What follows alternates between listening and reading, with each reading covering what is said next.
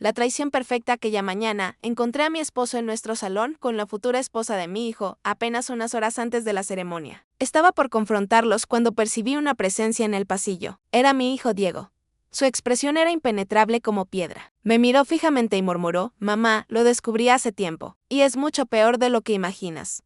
Hola a todos. Gracias por acompañarme. Antes de continuar, me encantaría saber desde dónde me escuchan. No duden en compartirlo en los comentarios. Ahora, permítanme compartir esta historia. La mañana de la boda de mi hijo, me desperté a las 5. Era imposible dormir. Me convencí de que eran simplemente nervios normales, el tipo de ansiedad que cualquier madre experimenta en un día tan significativo. Me instalé en mi oficina, frente a las hojas de cálculo en la pantalla. Dirijo una pequeña consultoría contable desde casa. Nada extraordinario, pero me permitió costear la educación universitaria de Diego y cubrir gastos que el salario de mi esposo, Roberto, no alcanzaba. Los números en la pantalla eran borrosos. Mi mente vagaba por completo. Afuera, el mundo permanecía oscuro y silencioso, pero ya visualizaba la escena que se desarrollaría en el jardín de nuestra finca, en las afueras de Sevilla. Sillas blancas perfectamente alineadas sobre el césped. Había pasado toda la primavera cuidando el arco que Roberto había construido, decorado con rosales que yo había cultivado desde pequeños brotes. Personalmente había verificado las guirnaldas de luces en 3 ocasiones,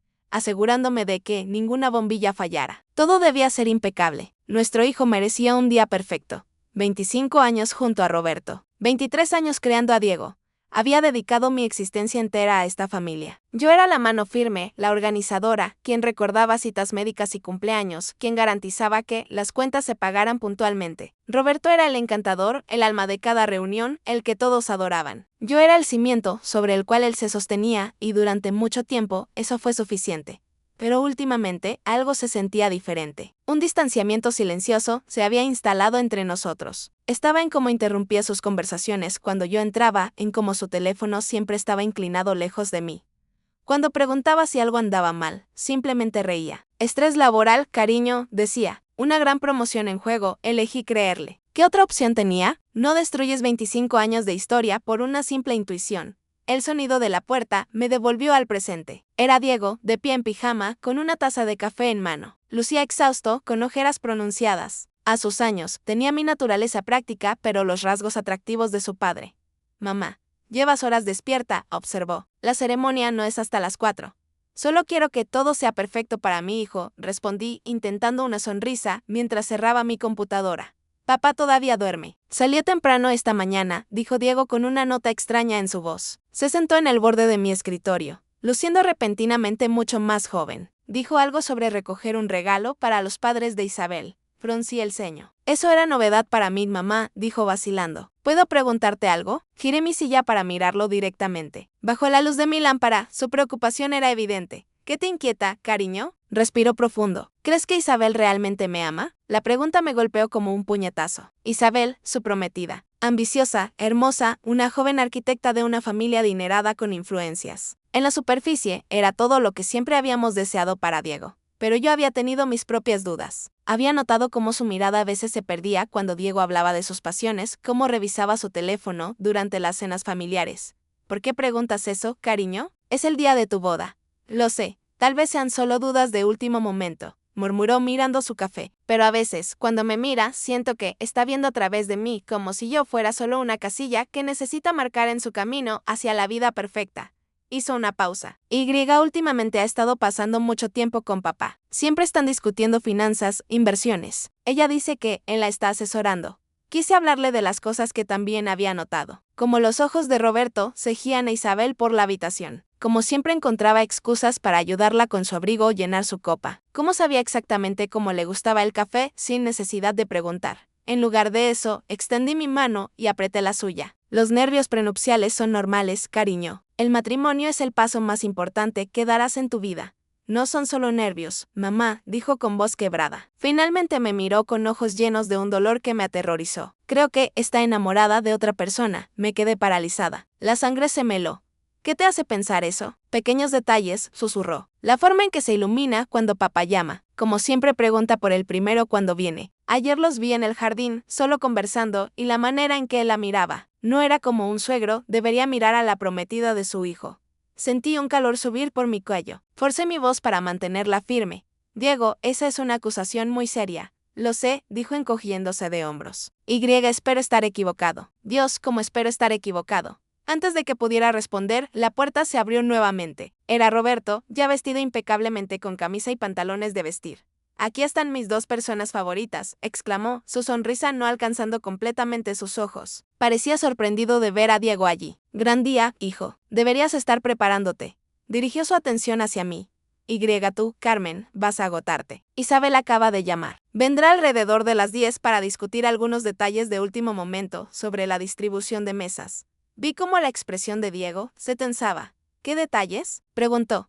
Oh, ya sabes, asegurarnos de que sus padres no se sienten cerca de tu tío Tomás después de aquella discusión política en Navidad, dijo Roberto con gesto despreocupado. Su familia es muy particular con estas cosas. Deberíamos manejarlo con delicadeza. Por supuesto, dijo Diego con voz plana. No podemos tener a las personas incorrectas sentadas juntas.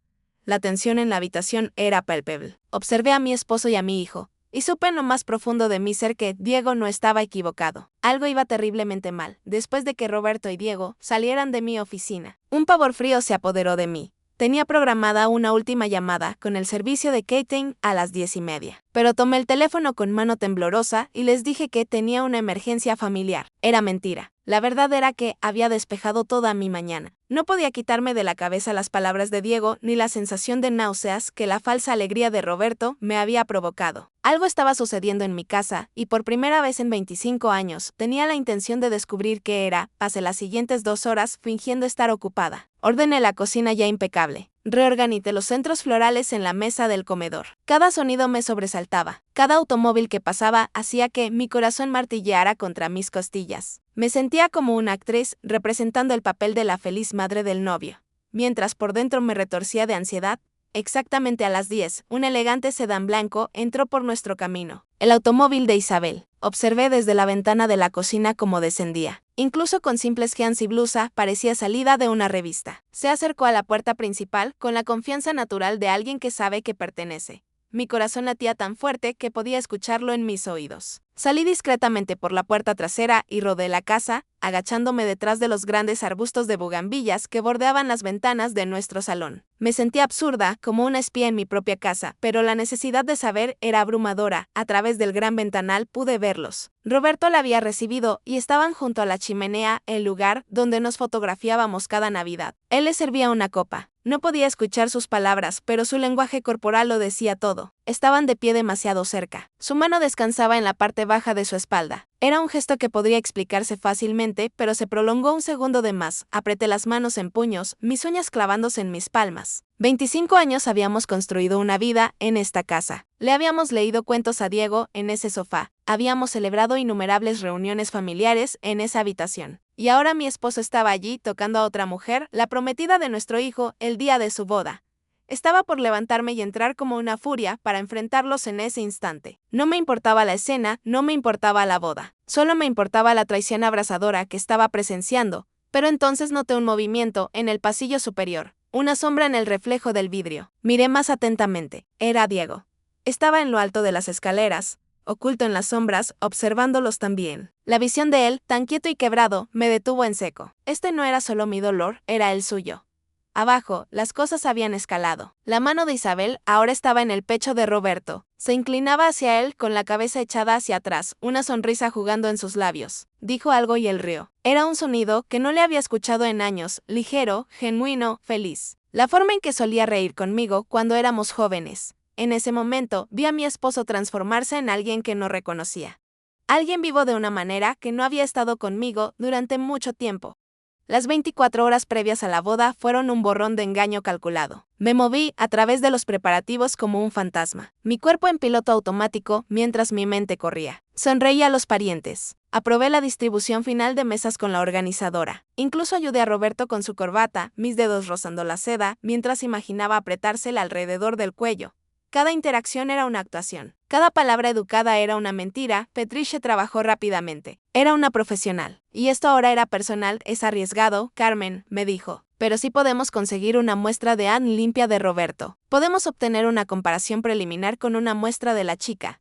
Esa noche, después de que Roberto se durmiera, roncando suavemente a mi lado en la cama que habíamos compartido durante un cuarto de siglo, salí sigilosamente de la habitación. Mi corazón latía con cada crujido del suelo.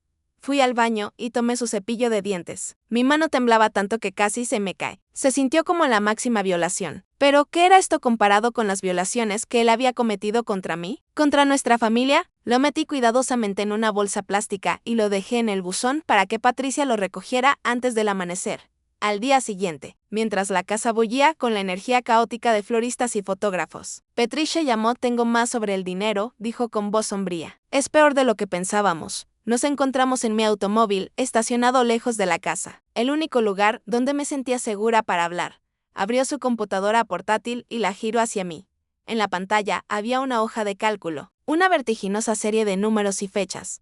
Hice un análisis completo de sus cuentas conjuntas, sus fondos de jubilación, todo, dijo, señalando una columna resaltada. Mira el patrón. Durante años, Roberto ha estado haciendo retiros de efectivo regulares. Pequeñas cantidades, 500 aquí, 700 allá, nunca más de 1000 a la vez, siempre de diferentes sucursales.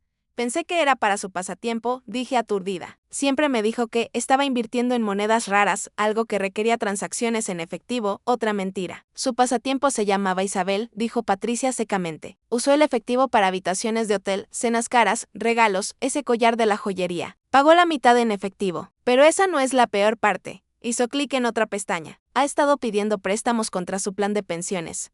Miré la pantalla. Allí estaba, en blanco y negro, una serie de préstamos solicitados contra la cuenta de jubilación a la que yo había contribuido tan diligentemente desde mi pequeño negocio. La cuenta que, se suponía, era nuestra red de seguridad. Había vaciado casi 60.000 euros en los últimos 18 meses. ¿Cómo? Susurré. Habría necesitado mi firma. La falsificó, dijo Patricia en voz baja. Comparé la firma de los documentos del préstamo con tu firma en tus declaraciones de impuestos. Es una buena falsificación, pero no es la tuya. Sentí una oleada de náuseas. Esto iba más allá del engaño. Esto era robo. No solo me estaba rompiendo el corazón, estaba desmantelando sistemáticamente nuestro futuro, pieza por pieza, para financiar su sórdida aventura. ¿Y Isabel? Pregunté, mi voz apenas audible. ¿No es una víctima inocente? No es una víctima inocente, dijo Patricia con mirada dura. Ya llegaré a ella, pero primero hay algo más. Dudó. Luego me entregó un sobre grande. Los resultados preliminares del LAN llegaron esta mañana. Mis manos empezaron a temblar mientras lo abría. Escaneé la página. La terminología científica se desdibujaba hasta que encontré la conclusión en la parte inferior. Probabilidad de paternidad, 99.999%. Me quedé mirando las palabras hasta que se grabaron en mi memoria.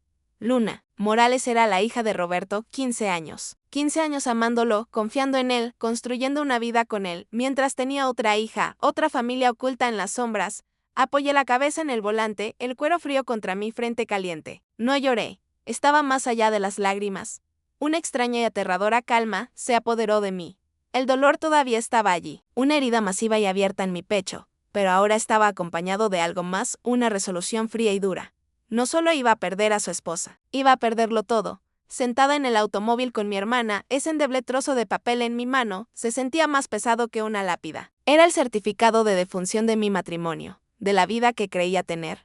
Una hija de 15 años, repetí. Las palabras resonaban en el silencio. ¿Cómo la encontraste? La expresión de Patricia era una mezcla de lástima y resolución profesional. Comenzó con los pagos. Una vez que tuve el nombre de Valeria Morales, no fue difícil localizarla. Vive a solo 2 pueblos de aquí, Carmen. A 30 kilómetros. Durante 15 años había estado viviendo una vida secreta a un corto trayecto en automóvil. ¿Cuántas veces me había dicho que trabajaba hasta tarde? ¿A cuántas cenas de negocios había asistido? ¿Cuántos viajes de golf de fin de semana había hecho? Mi mente daba vueltas, repasando años de excusas y mentiras, cada una adquiriendo ahora un nuevo y siniestro significado. Pasé por la casa ayer por la mañana, continuó Patricia. Me hice pasar por una investigadora de mercado. Valeria abrió la puerta y detrás de ella vi a la chica, a Luna. Carmen es idéntica a él. Los mismos ojos, la misma sonrisa. Es inconfundible, lo imaginé. Una adolescente inocente en todo esto que se parecía a mi esposo. Una hermana que mi hijo nunca supo que tenía. El pensamiento era tan surrealista, tan monstruoso, que no podía procesarlo por completo. Mi familia no solo estaba rota, era un fraude. Era una mentira cuidadosamente construida que yo, sin saberlo, había ayudado a mantener durante más de la mitad de mi vida. ¿La madre, Valeria, sabe de mí? ¿De Diego? Pregunté. No puedo decirlo con seguridad, admitió Patricia, pero por la forma en que vive en una casa bonita en un buen distrito escolar, pero sin una carrera llamativa, está. Entonces sus manos estaban en el cabello de ella y se estaban besando. No fue un beso rápido, fue profundo y apasionado, del tipo que se ve en las películas. Mi visión se tiñó de rojo, un rugido llenó mis oídos. Di un paso hacia la casa, lista para arrancar la puerta, lista para gritar hasta que mis pulmones cedieran. Y entonces una mano me agarró del brazo. Me giré, mi corazón saltando a mi garganta. Era Diego. Se había escapado de la casa y había venido a buscarme. Su rostro estaba pálido, cenizo, pero sus ojos ardían con una determinación fría y dura que nunca antes había visto. Mamá, no lo hagas, susurró con voz tensa. Todavía no. Diego, esto es. Me atoré con las palabras. Ni siquiera podía decirlo. Sé lo que es, dijo. Su voz firme, aunque pude ver que sus manos temblaban. Mamá, lo sé desde hace semanas. La palabra salió como un susurro estrangulado. Miré a mi hijo, el niño que había criado, que ahora me miraba con ojos de un hombre que había visto demasiado. Todavía estábamos agachados, detrás de las bugambillas. Las hermosas flores, de las que tanto me había enorgullecido, ahora servían de escondite para la destrucción de nuestra familia dentro de la casa. Mi esposo y la prometida de mi hijo se habían trasladado de la chimenea al sofá. No podía soportar mirar. No quise creerlo al principio, dijo Diego, su voz baja y urgente. Seguía poniendo excusas. Solo está siendo amable. Ella solo está nerviosa por unirse a la familia. Pero seguía sucediendo. Las miradas prolongadas, las conversaciones privadas, la forma en que se iluminaba cada vez que él estaba cerca. Su corrigió. El desliz, un doloroso recordatorio de una vida que ya no existía. ¿Por qué no me lo dijiste?, pregunté, mi voz temblando con una mezcla de conmoción y una extraña ira protectora. No deberías haber cargado con esto solo. Porque necesitaba pruebas, dijo con mandíbula apretada. ¿Y por qué? Me miró, sus ojos mucho más viejos que sus 23 años. Quería darle suficiente cuerda para que se ahorcaran solos. Sacó su teléfono. Sus manos temblaban ligeramente mientras tocaba la pantalla. Contraté a alguien, confesó. ¿Qué has hecho qué? No soy estúpido, mamá. Después de verlos almorzar juntos hace un mes, un almuerzo que papá me dijo era una reunión de negocios y que ella me dijo era una tarde de compras, supe que no estaba loco. Necesitaba conocer la verdad. Me entregó el teléfono. Contraté a una detective privada, mi respiración se entrecortó. Una detective. Diego, el dinero. No te preocupes por el dinero, dijo sombríamente. Valió cada céntimo. La primera fotografía en la pantalla mostraba a Roberto e Isabel entrando en un hotel en el centro de Sevilla. La marca de tiempo indicaba hace 3 semanas, un martes por la tarde, cuando se suponía que Roberto estaba en una conferencia. En la segunda foto los mostraba saliendo juntos 2 horas después, luciendo acalorados y desaliñados. Hay 17 ocasiones diferentes, dijo Diego en voz baja, mientras me desplazaba por una galería de traición. Fotografías de ellos en restaurantes con iluminación tenue por toda la ciudad. Fotografías de ellos en un estacionamiento privado, apretados contra el automóvil de Roberto. Fotografías de ellos riendo, tomados de la mano, viviendo una vida completamente diferente a nuestras espaldas.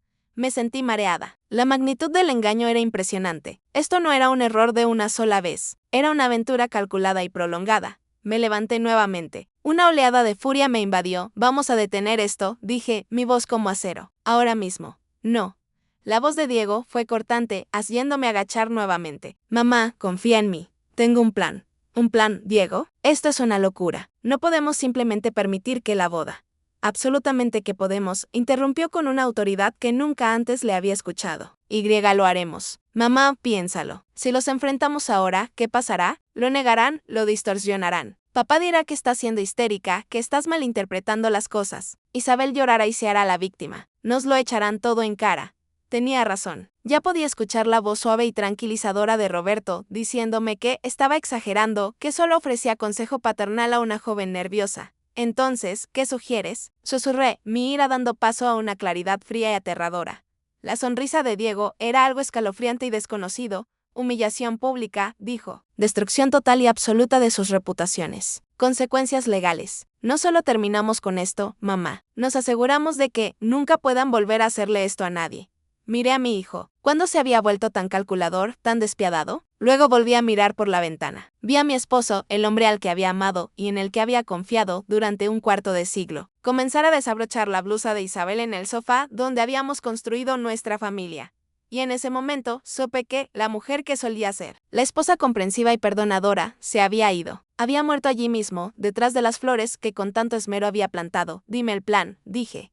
Esa tarde fue una de las más extrañas de mi vida. Roberto llegó a casa actuando como si nada hubiera pasado, preguntando por los arreglos finales. Isabel se había ido horas antes y él era la viva imagen del esposo cariñoso y padre orgulloso. Habló de su discurso para la recepción, de lo orgulloso que estaba de Diego. La hipocresía era tan densa que apenas podía respirar. Yo solo asentía y sonreía. Una cáscara vacía de mí misma, mientras por dentro gritaba. Después de que Roberto se fuera a dormir, Diego y yo nos reunimos en mi oficina. La puerta cerrada con llave, las persianas bajadas. Parecía una sala de guerra, y en muchos sentidos lo era. Sobre mi escritorio estaban los comienzos de un archivo de pruebas que haría llorar de alegría a cualquier fiscal. Háblame de esa detective, dije, estudiando una fotografía de vigilancia que me revolvió el estómago. Se llama Patricia, dijo Diego. Patricia Ruiz, el nombre me golpeó como un jarro de agua fría. Petriche, mi hermana Patricia. Diego asintió. No sabía a quién más llamar. Sabía que fue policía durante 20 años antes de jubilarse y abrir su propia agencia. Sabía que era inteligente y discreta. Me miró un poco avergonzado. También sabía que nunca le cayó muy bien papá. Solté una risa corta y aguda que sonó más como un sollozo. Mi hermana menor Patricia. Éramos cercanas, pero no le había contado sobre el creciente distanciamiento con Roberto. Había sido demasiado orgullosa, demasiado avergonzada para admitir que mi matrimonio podría estar fracasando. La llamaré, dije con voz cargada de emoción. Patricia contestó al segundo tono. Carmen, es más de medianoche. ¿Está todo bien? No, Patricia. Nada está bien. Entonces el dique se rompió. Le conté todo. Lo que Diego sospechaba, lo que habíamos visto esa mañana, las fotografías. Lloré sollozos feos y ahogados por primera vez en todo el día. Ella escuchó pacientemente, su voz tranquila y firme al otro lado de la línea. No hubo conmoción ni sorpresa, solo una sombría aceptación. No me sorprende, Carmen, dijo en voz baja cuando terminé. He visto cómo mira a esa chica. Esperaba estar equivocada.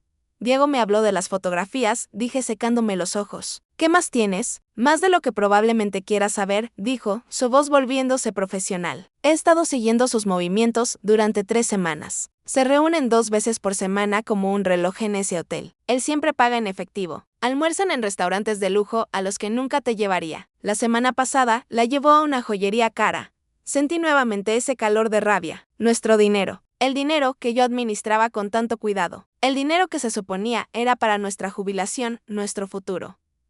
Carmen, la voz de Patricia era suave. Hay más, algo más grande. He estado investigando las finanzas de Roberto, tratando de averiguar de dónde sale todo este efectivo para hoteles y regalos. ¿Has sido descuidado? ¿Qué encontraste? Pregunté temiendo la respuesta. Hubo una larga pausa. No es solo Isabel, dijo con voz pesada. No es la primera vez. Encontré una serie de pagos mensuales regulares que se remontan a 15 años. Siempre a la misma persona. Una mujer llamada Valeria Morales. El nombre no significaba nada para mí. ¿Quién es? Investigué un poco. Era una asociada junior en su antigua empresa cuando Diego era un niño. Se fue abruptamente hace unos 15 años. Los pagos comenzaron unos meses después de que se fuera. Patricia respiró hondo. Carmen tiene una hija, una niña de 15 años llamada Luna. Hice una verificación de antecedentes. El padre no figura en el certificado de nacimiento, pero apostaría mi licencia a que Roberto es su padre. El teléfono se sentía pesado en mi mano. No podía respirar. Una hija, otra hija entera. 15 años de mentiras. 15 años de una doble vida. Los viajes secretos, los gastos inexplicables, la distancia emocional. Todo encajó con una claridad horrible. Tengo que saberlo con seguridad, Patricia, susurré. Lo sé, dijo. Yo me encargo. Pero Carmen, tienes que estar preparada. Cuando esto salga a la luz, va a ser una bomba nuclear. Lo sé, dije, mi voz fría y dura. Eso es exactamente con lo que contamos.